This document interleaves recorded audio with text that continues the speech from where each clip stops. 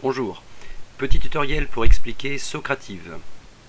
L'application permet aux professeurs de faire des évaluations en instantané. Les élèves vont utiliser leur téléphone, portable, tablette, etc. ou ordinateur. Je vais donc lancer l'application. Je peux me connecter en tant qu'élève ou en tant que professeur. Donc je vais me connecter ici, Teacher. L'application va me reconnaître puisque je me suis déjà connecté plusieurs fois. Sinon il faut évidemment saisir ses identifiants. Donc moi je vais ouvrir une session. Et je vais donc arriver en fait dans ma salle de classe. L'application propose à chaque enseignant un code qui est en fait la clé qu'il faudra communiquer aux élèves pour pouvoir accéder à l'examen. Je vais donc créer un nouveau quiz, donc ici quiz, et à droite ajouter un nouveau quiz, créer un nouveau quiz. On me demande donc ici le nom. Je vais créer un questionnaire sur les taux de change par exemple. On me propose soit des questions à choix multiples, soit des questions de type binaire, oui, non, vrai, faux, ou alors permettant à l'élève de développer un petit peu sa réponse. Je vais choisir question à choix multiples.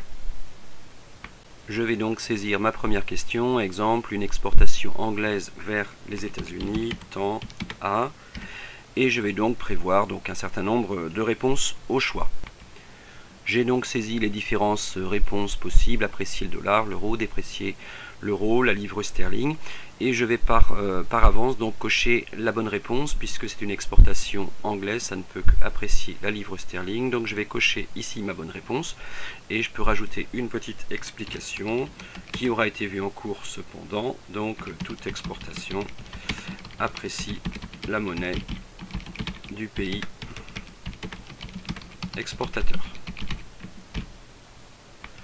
Je vais ajouter une deuxième question, cette fois-ci par exemple de type vrai-faux. Exemple, toute importation a tendance à déprécier la monnaie du pays importateur. Donc là la bonne réponse, c'est vrai. J'ai ajouté donc une troisième question à choix multiple. Si les taux d'intérêt sont plus élevés aux États-Unis qu'en Europe, ceci est de nature A, ce sera de nature donc à apprécier le dollar, puisque taux d'intérêt et taux de change évoluent dans le même sens.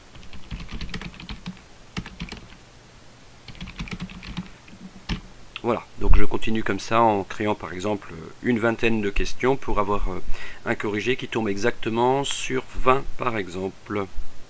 J'ai terminé, je vais donc enregistrer et quitter. Je reviens donc sur la page d'accueil et je vais lancer le quiz. Donc on me demande d'arrêter l'activité en cours, c'est normal. Et je vais devoir, j'imagine, me reconnecter, ça c'est logique aussi, pour choisir en fait donc le dernier questionnaire que j'ai créé sur les taux de change. Là je vais pouvoir en fait le paramétrer. On me propose trois options, donc rétroaction instantanée dans laquelle les élèves ne peuvent pas modifier ensuite leur réponse. Ouvrir navigation, là ils pourront modifier leur réponse et moi je vais choisir en fait celui-là.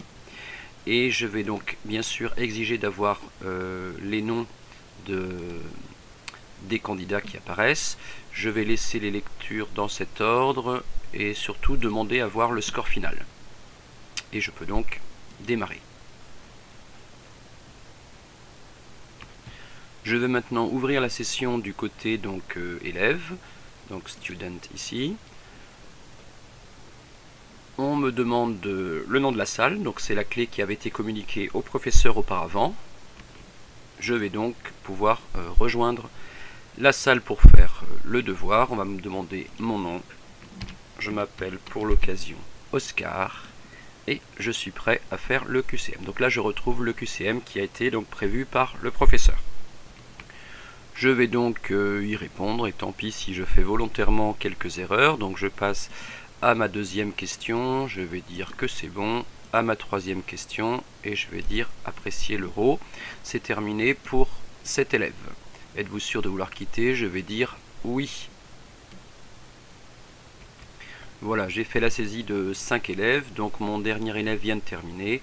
En cliquant sur terminer, on lui demande s'il est sûr d'avoir terminé et il obtient son score. Donc là par exemple sur 3 questions, il en a eu 2 de bonnes, soit 67%. Je reviens sur le poste prof et là donc je peux me rendre compte au fur et à mesure que les élèves font le questionnaire ou le devoir de l'avancement question par question. Je peux donc trier toute ma classe alphabétiquement ou l'inverse. Je peux vérifier le nombre de bonnes réponses ou éventuellement le demander en pourcentage, ce qui fait que quand il y a 20 questions ou 10 questions, on a rapidement donc une note. Après je me rends compte que certaines questions sont moins bien comprises que d'autres. Par exemple, la question 3 était mal comprise par l'ensemble, la question 2 était plutôt réussie par tous. Donc c'est aussi un instrument, on va dire, de régulation. Voilà, donc terminé. À vous d'essayer. Bon courage.